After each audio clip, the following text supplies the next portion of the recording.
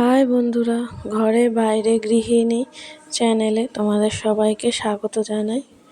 তোমরা সবাই কেমন আছো? আজকে আবার একটা নতুন ভিডিও নিয়ে তোমাদের কাছে চলে আসলাম। রবিবার সকালে টিফিন বা ব্রেকফাস্টের ভিডিও।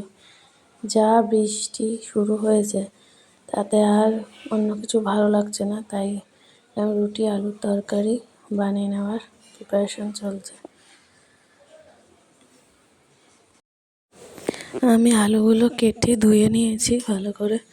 দেখো, এই টমেটোটা আমার ফ্রিজে রাখা ছিল, আগের দিন রাত্রে অল্প একটু ব্যবহার হয়েছিল, যেটা আমি টিফিন বক্সে করে রেখে দিয়েছি। সেটাই কেটে তরকারিতে দিয়ে দেবো। এই বৃষ্টিতে একটু ঝাল ঝাল আলুর তরকারি আর রুটি ভালোই লাগে খেতে। সকালবেলা উঠে চা খাওয়ার বাসন কোসন মেজে গ্যাস ট্যাস ভালো করে পরিষ্কার করে আমি এবার লেগে পড়বো টিফিন বানাতে।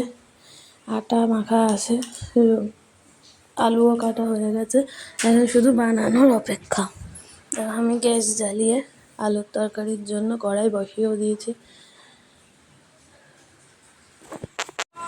আলুর তরকারির রেসিপি কাউকে সেরকম কিছু বলার নেই, সবাই আলুর তরকারির রেসিপি জানে, আমিও তাই নতুন করে আর বললাম না।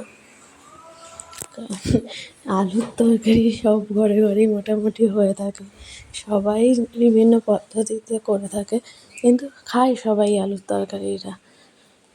আর ছুটির দিনে হয়তো বেশিরভাগ মানুষই খায় সকালের টিফিনে আলুর তরকারি রুটি বা আলুর তরকারি পরোটা, আলুর তরকারি লুচি।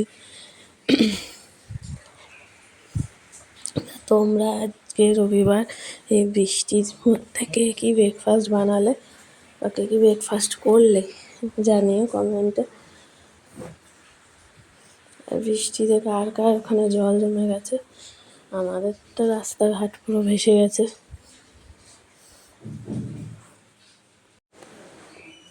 দেখো, আলুটা ভাজা ভাজা করে নেওয়ার পরে সব নুন হলুদ আটা দিয়ে দেবো। আর এরপরে আমি রুটির প্রস্তুতি করব, কারণ আটার ডোটা মাখা রয়েছে কিন্তু লেচি কাটা নেই, সেগুলো করতে হবে। তাই জন্য আগে আলুর প্রিপারেশন করে দেবো, না আটায় হাত দিয়ে দিলে না আর খুন্তি ধরতে ইচ্ছা করে না, কেমন যেন হাতটা হয়ে যায়। আলুটা ভাজা হওয়ার জন্য আমি ছেড়ে দিলাম, দিয়ে এখন আমি শুরু করে দিয়েছি আটার লেচি কাটা। আমি যেহেতু এক সাইড থেকে ভিডিও করেছি আর ভিডিও আমি নতুন বানাচ্ছি, একাই বানাই, ওই জন্য সব অ্যাঙ্গেল থেকে ভিডিওগুলো হয়তো করতে পারছি না, আস্তে আস্তে করতে করতে শিখে যাব। তোমাদের যদি সাপোর্ট থাকে আমার সাথে, তাহলে হয়তো একদিন শিখতে যাব আর ভালো ভিডিও করতে পারবো। আমি যতটা নিজে চেষ্টা করে শিখেছি ততটা দিয়েই আমি ভিডিও করি।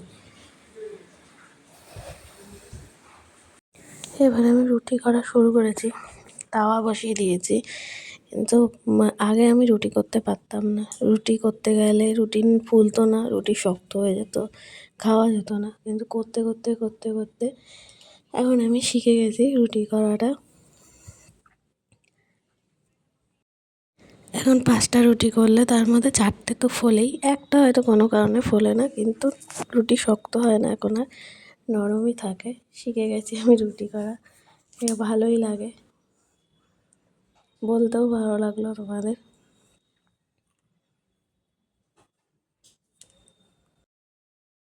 রুটি তরকারি হয়ে যাওয়ার পর সবাইকে খেতে দিয়ে দিয়েছি, কিন্তু সেই সাজিয়ে দেওয়ার প্লেটের একটাও ছবি তুলতে পারিনি। একদম আমি যে প্লেটটা নিয়েছি তারই একটা ছবি তুলে তোমাদের পোস্ট করলাম।